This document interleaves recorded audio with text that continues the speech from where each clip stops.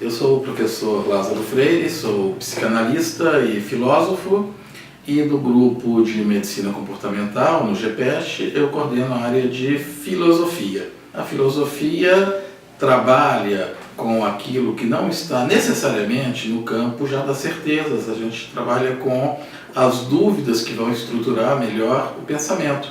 E também com método científico, também com a compreensão do que é a mente, com a compreensão dos mecanismos que temos para saber algo, seja algo tangível, seja algo intangível.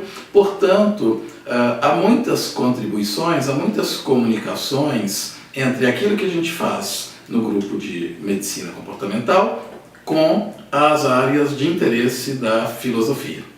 O nosso grupo de estudos em comportamento humano surge de uma área de pesquisa em neuropsicanálise, neurociências e psicanálise, enfim. E há muitas áreas nessa interseção transdisciplinar de conhecimento onde a filosofia e a sua abordagem de dúvidas e de novos paradigmas pode se inserir e tem muito a contribuir. Por isso temos uma área específica de filosofia no nosso grupo. Por exemplo, estudamos neurociência, e quando falamos em neurociência, pensamos aí no paradigma atual de pesquisa, de provas, de evidências científicas. Será que ele é suficiente para entender algo da complexidade da psicodinâmica, da complexidade do comportamento humano? Pode ser que observar a coisa apenas do ponto de vista de neurotransmissores seja um pouco reducionista. Mas também estudamos campos da área da psicologia, é um grupo transdisciplinar. Né? A psicologia, hoje em dia, na área científica, na área acadêmica, muitas vezes pauta seus estudos na área cognitivo-comportamental, focando-se principalmente na manifestação do comportamento e do pensamento. Entretanto, a consciência humana não se manifesta só por comportamento e pensamento. Nós temos memória, nós temos intuição, nós temos inconsciente, temos psicodinâmicas, enfim. Então precisamos pensar a psicologia um pouco além disso. Aí a gente cai no problema de que método científico, que teoria do conhecimento nós podemos utilizar para auferir ou mesmo para orientar esse tipo de trabalho. Se estamos falando também em comportamento humano, evidentemente a expressão humana se dá no campo da cultura, no campo da antropologia, no campo da religiosidade, enfim.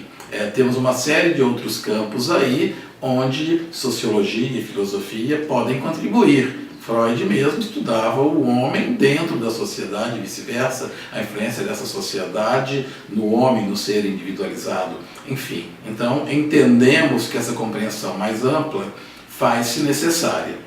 Desse modo, somos convidados a observar o homem em sua manifestação dentro de uma perspectiva mais ampla, e nisso a filosofia, que sempre anda de mãos dadas com a quebra de paradigmas, com a estruturação metodológica das dúvidas, tem muito a contribuir.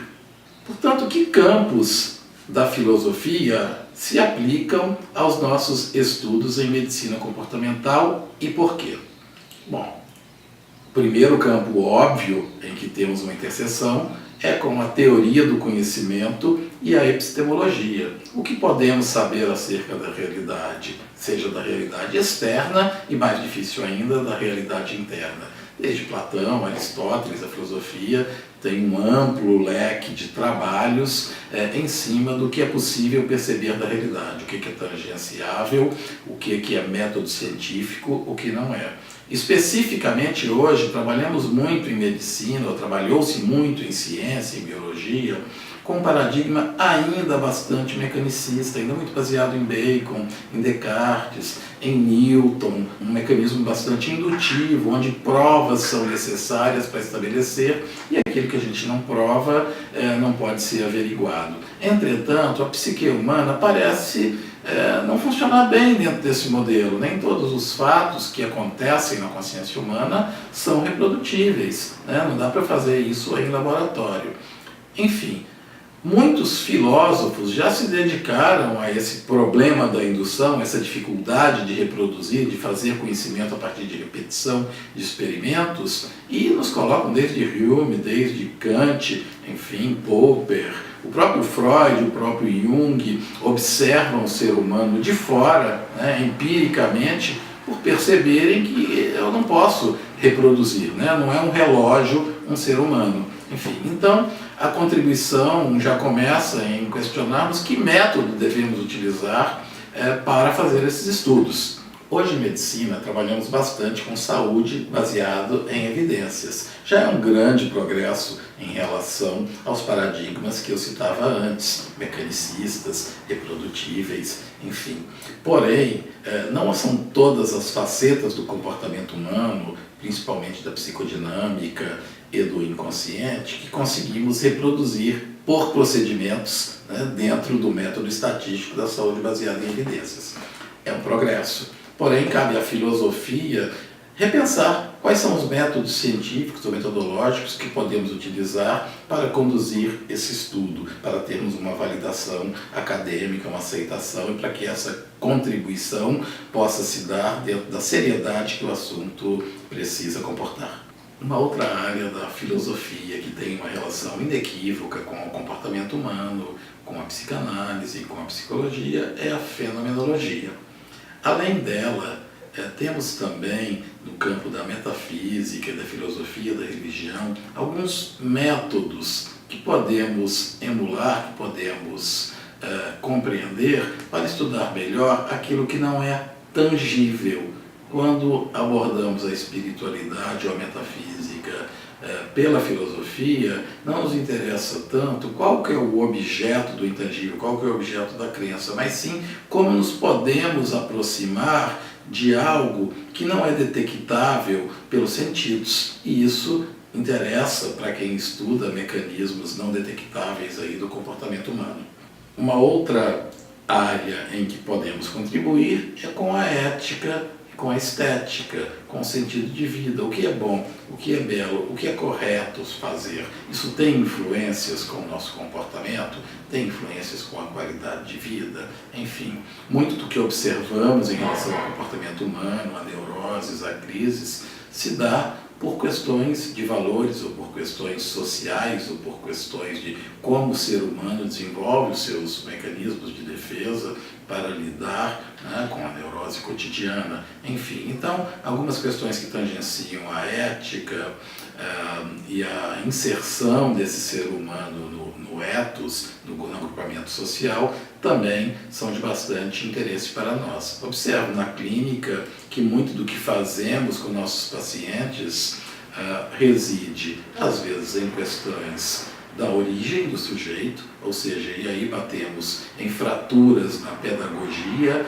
em fraturas familiares, em fraturas da historicidade do sujeito, ou lidam com a angústia que sentimos diante do futuro, e aí acabamos tocando numa crise de valores. Portanto, de certa maneira, o psicanalista é um sujeito que se coloca no meio entre as fraturas da ética, que são fraturas da área da filosofia, e fraturas da pedagogia. Portanto, a compreensão maior desse todo, onde a psicanálise é possível, também nos interessa, e acredito que a filosofia tem muito para colaborar nesse sentido. E, por fim, a área em que talvez a filosofia mais possa contribuir com essa junção entre neuropsicanálise e neurociências é com a área de filosofia da mente. O que é a mente? O que é a consciência? Estamos dentro de um cérebro tentando observar um cérebro. Quando nos aprofundamos muito na divisão tópica do cérebro, área responsável por visão, área responsável por memória, por instintos, enfim, ficamos perguntando: e onde está a consciência? Quem é o operador desse sistema todo? Como essa manifestação se dá? Há uma realidade externa? Quanto percebemos dessa realidade externa, já que tudo que sabemos é uma pequena fração de ondas cerebrais que são captadas, pelo globo ocular e levadas para a região occipital do cérebro. Isso é o que chamamos de visão. Enfim, estamos dentro de uma caixa tentando entender o que está fora dela. E este problema ele já vem na filosofia sendo discutido há pelo menos 2.600 anos. Essa dicotomia entre Platão e Aristóteles: há um mundo real, ou na verdade o que temos é uma mera representação, uma pálida representação que captamos, são sombras numa caverna. Está no problema dos empiristas ingleses contra Descartes, enfim, Kant das soluções, a fenomenologia tenta suplementar. Então essa é a parte mais complexa, mais desafiante do nosso trabalho, pensar numa transcendência dessa observação entre sujeito e objeto para entendermos o que de fato fazemos. Concluindo, muito do que se faz em um grupo transdisciplinar tem a ver com o rompimento dos paradigmas já estabelecidos. Trabalhamos nos limites da ciência constituída, não apenas sintetizando, compilando o que já se sabe dentro de várias áreas, mas tentando pensar numa realidade que vá além, na formação de um novo campo de saber. Assim, a filosofia tem muito a contribuir, pois é justamente nesse campo que a filosofia se faz presente. Podemos dizer que, quando temos certeza, saímos da filosofia e criamos uma nova ciência. Quando estruturamos dúvidas metodologicamente, compreendendo as incoerências, as incongruências das abordagens já conhecidas, temos aí o grande campo histórico da filosofia. Nossos estudos estão abertos e a ideia desse canal é poder dialogar com vocês. Portanto, se vocês tiverem dúvidas, sugestões, contribuições, souberem de trabalhos análogos, entrem em contato conosco. A ideia aqui é ampliar esse diálogo.